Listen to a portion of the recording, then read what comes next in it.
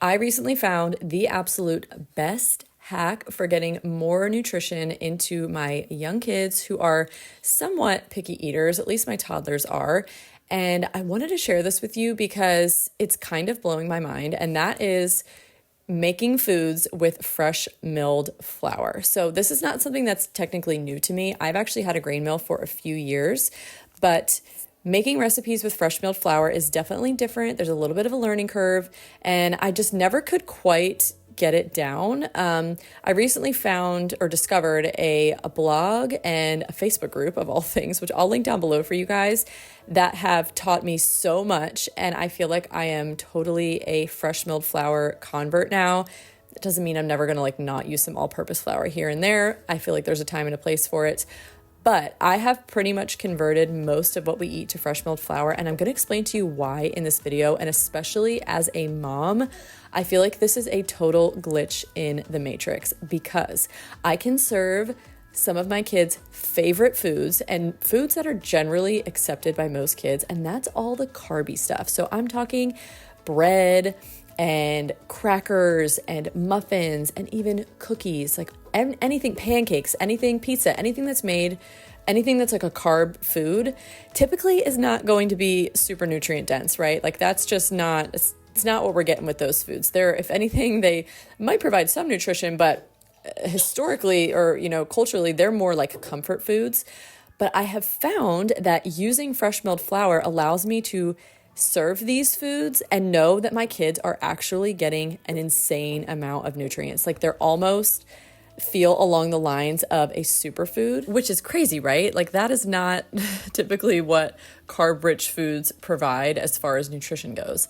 But allow me to explain the food science and really the nutrition behind grains, and most especially what happens to them when we grind them into flour, because let me tell you, there is a whole lot of nutrition to be had. However, the way that we typically process grains and how we typically consume those grain-based products, it unfortunately robs them of so much of their nutritional value.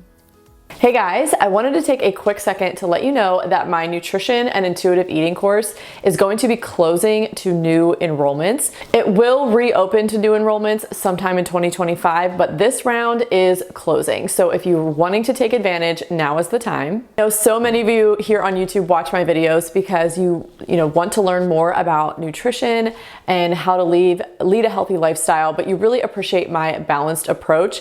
And I created this course for those of you out there who are really struggling in this area and need more direction, more education, and you really just want to take it 10 steps further. My course is absolutely one of a kind in that it combines both proper nutrition, education, really laying the foundation of what healthy eating should be, but combining it with the skill of intuitive eating, because that is going to allow you to eat well, nourish your body, support longevity and health in the long term, while not being stressed out, while not being constantly on the hamster wheel of trying this diet and that meal plan and whatever else. I'm actually going to teach you how to rely on your own body's signals and cues to guide you, which not only is perfectly suited to your body and beats any other diet, theory, meal plan, anything you're going to find out there, because those are all external.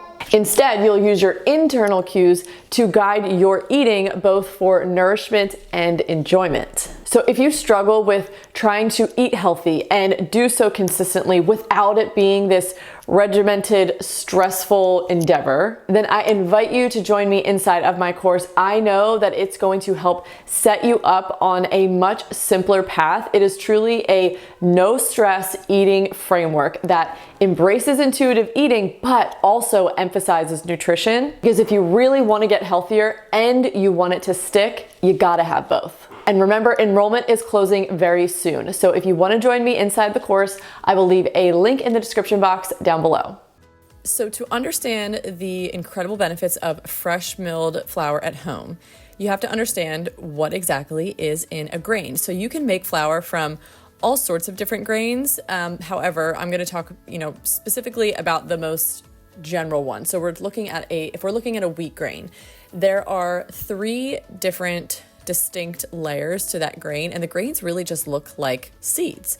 So the very outermost layer is your bran, and this is the protective layer. This is what keeps that grain's nutrition inside completely intact, because you can store grains for years and they're not going to spoil and they're not going to lose their nutritional value, which is one of the many reasons why grains are so not only economical, but just incredible to use in your kitchen.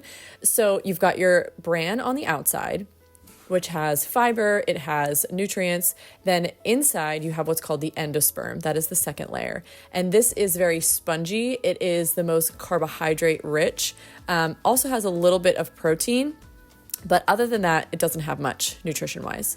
And then in the very center, you have your germ. And this is kind of like the nucleus of a cell. And this is where all the action is for the most part. This is where you're going to have concentrated vitamins and minerals, fatty acids. You're going to have phytochemicals in there. And this is where, if you were to plant that little grain, this is actually where the new plant would grow from.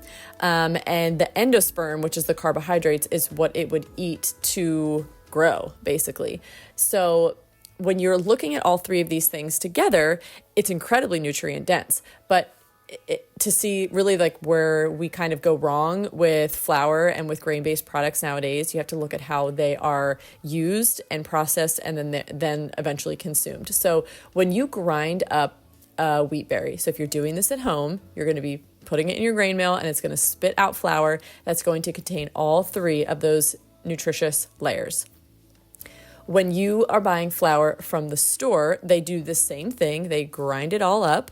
But what they typically will do is they will then remove all of the bran and all of the germ. So what does this leave you with? It leaves you with just the white, spongy, carb-rich, kind of nutrient-poor endosperm. And this is what you would use. This is what we would recognize as white flour. So majority of the nutrients are taken out. It's very fine, it's very soft, and that is white flour.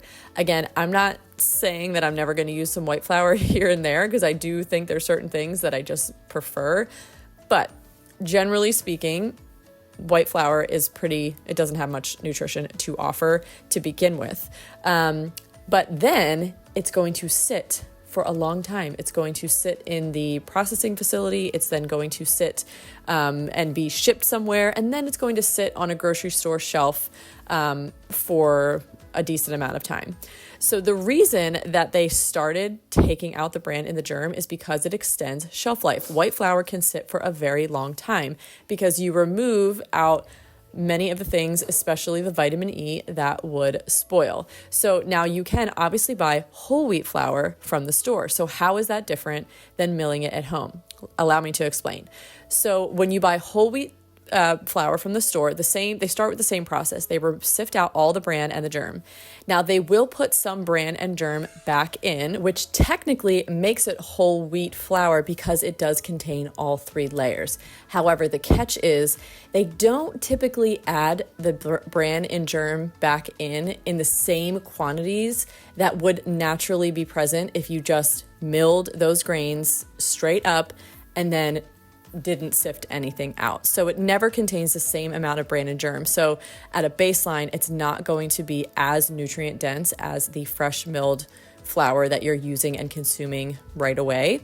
Now, also, we have to remember that flour is sitting. So unfortunately, even though the bran and germ is being added back in, even though the fiber and the nutrients and the phytochemicals and the antioxidants, everything, a lot of it is going to be added back in, not the same amount, but still it's there, right?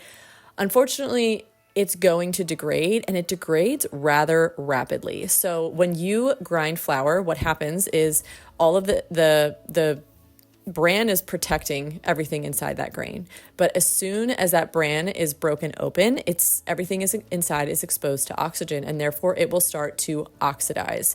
So what happens is once that flour is ground, within about 24 hours, roughly 40 to 45% of the nutritional value of those nutrients in that flour have already degraded.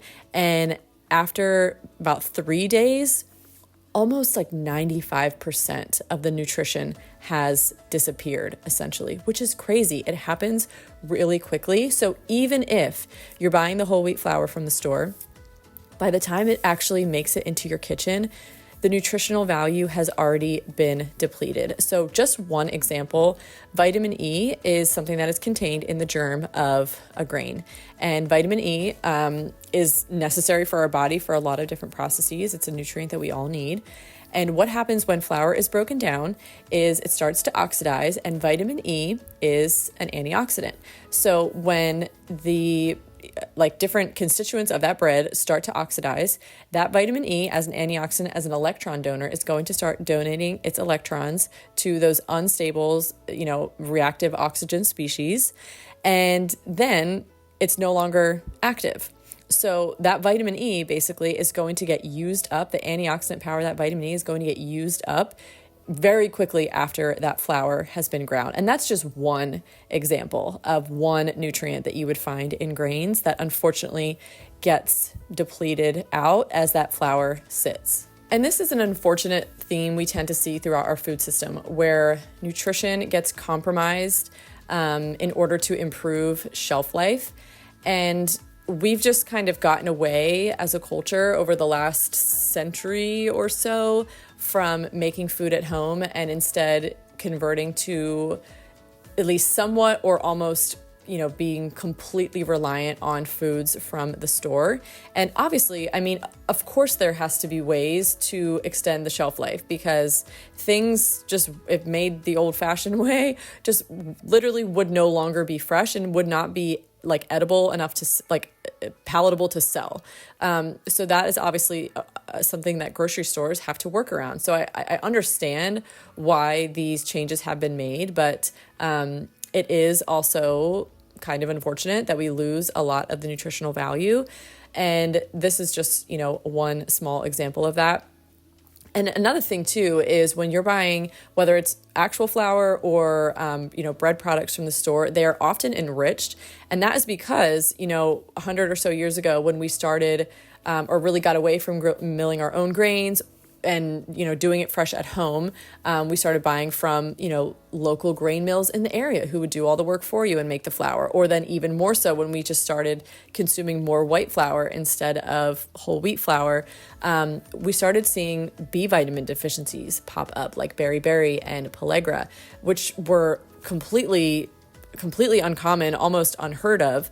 And so our food system, they started putting B vitamins into our bread products that had lost the original B vitamins that were in there when the flour was fresh ground.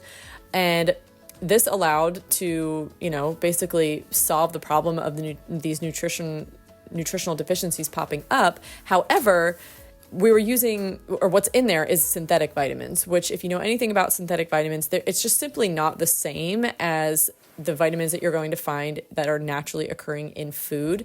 They're just not quite as bioavailable. They're not assimilated or utilized as well. This doesn't mean that they're not utilized as at all, of course, but it's just simply not the same. And if you can ever get nutrients straight from food, that is always going to be your absolute best option. And fresh milled flour is a great example of that. And I actually recently came across a podcast, I'll link down below, all about fresh milled flour. And it's basically all these people sharing their stories of how radically their health has changed since starting to incorporate fresh milled flour. But really, if you listen to the stories, the underlying story really is that they're switching to whole, real food in general. And these people are just completely shocked and in awe at these wonderful health changes, which is amazing. But when I'm listening to it, I'm like, of course your health has been changed. You're eating all real food now. Of course, because your body literally relies on nutrients to carry out every single process.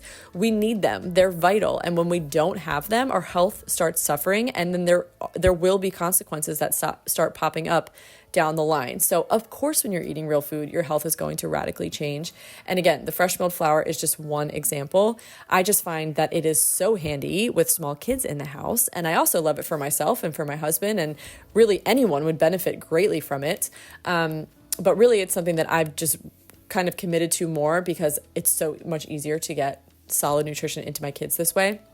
I did want to talk a little bit about price though, because the one thing up front that you're going to have to buy in order to, mill your own grains at home is actually having a grain mill. So grain mills are definitely an investment. They are not cheap by any stretch of the imagination. There are different grain mills on the market. I have I have a Nutritional Harvest. I will link it down below for you guys.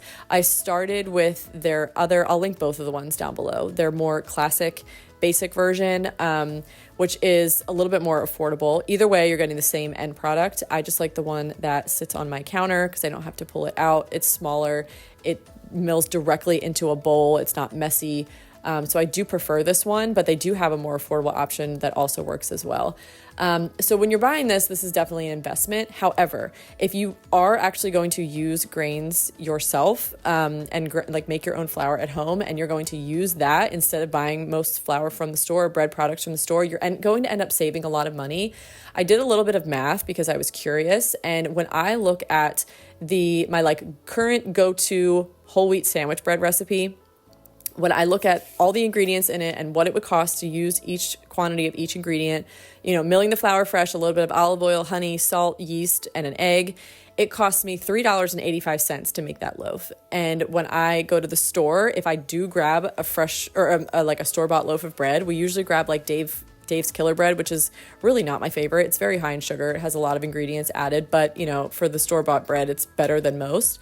And that is at my local store is $6.69. So it's almost half or whatever, much cheaper, but you have to remember that the one that you're making at home, it's kind of comparing apples to oranges, because the fresh loaf you're making at home is so chock full and bursting with nutrition and nutrients, versus that Dave's Killer Bread you're buying at the store it's just so poor in comparison. It's just not even close. So you end up paying so much more for so much less.